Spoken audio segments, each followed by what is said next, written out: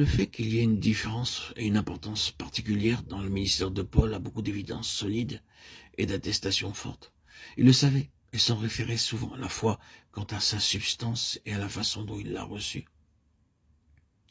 Ceci s'exprime par des paroles comme celle-ci: l'administration de la grâce de Dieu qui m'a été donnée envers vous. Comment? Par révélation. Le mystère m'a été donné à connaître. D'après quoi, vous pouvez comprendre quelle est mon intelligence dans le ministère de Christ. À moi, cette grâce a été donnée de mettre en lumière devant tous quelle est l'administration du mystère. Éphésiens 3, 2, 4, 8, 9. Alors que Paul ne dit pas qu'il était le seul à qui le mystère avait été révélé, il revendique qu'en tant que dispensation et ministère, cela lui fut révélé d'une manière distinctement personnelle et directement du ciel. Il a affirmé qu'il a été divinement saisi en vue de ce ministère particulier. Ce que fut cette révélation doit s'étendre sur tout ce que nous publierons. Pour le moment, nous sommes occupés avec le fait de la vocation spécifique de Paul. Le déchaînement du diable, son invective, sa haine, sa malice, sa cruauté meurtrière et ses forces concentrées contre cet homme sans aucune rémission sont parmi les évidences de sa vocation spécifique, non des moindres. C'était assurément en raison de ce qui était transmis par son moyen, et non pas simplement à cause de sa personnalité. Cela commença et se manifesta par le même dénouement avant que Paul en fût le vase appréhendé. Pour voir et comprendre ceci, nous devons revenir en arrière au seul homme qui avait auparavant vu ce qui fut montré à Paul. Nous parlons d'Étienne comme étant le premier martyr chrétien et nous sommes profondément émus quand nous lisons le rapport de sa mort.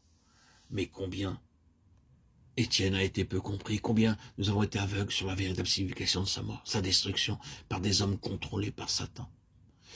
Une considération réfléchie du discours d'Étienne devant le Sanhédrin juif montrera qu'Étienne était comme une préface, une introduction au ministère de Paul. Si Étienne avait vécu, il y a peu de doute que lui et Paul se seraient trouvés puissamment associés dans la dispensation du mystère. Ceci suppose bien sûr que le Seigneur n'aurait pas prévu qu'Étienne mourrait, que dans cette prescience, il n'aurait pas désigné Paul comme l'unique dispensateur de ce ministère dans sa plénitude. La souveraineté divine a rarement été davantage mise en évidence que dans la présence de Saül avec Étienne au moment de la mort de ces derniers, quoique complices de cette mort.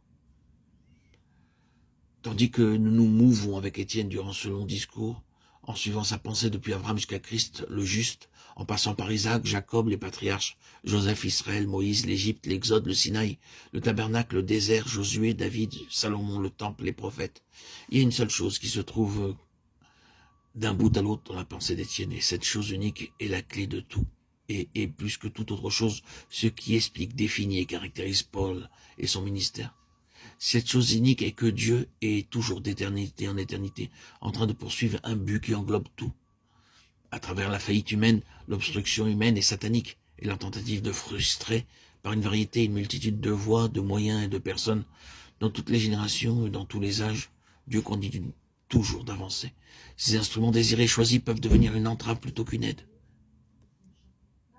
Des nations, des empires, des systèmes peuvent s'opposer, faire obstruction, des circonstances peuvent sembler le limiter, mais autant marqué, on le trouve, non dans un état d'abandon, mais toujours en train d'avancer. Il s'est formé un dessein et s'est fixé un but, et ce but sera atteint. Que les Juifs s'opposent, comme le dit Étienne, vous opposez toujours au Saint-Esprit. Tant pis pour les Juifs. C'est là le terrible résultat du discours d'Étienne. Il y a d'autres traits caractéristiques dans ce dessein qui inclut tout le reste. Le dessein de Dieu est céleste, vaste, spirituel, éternel.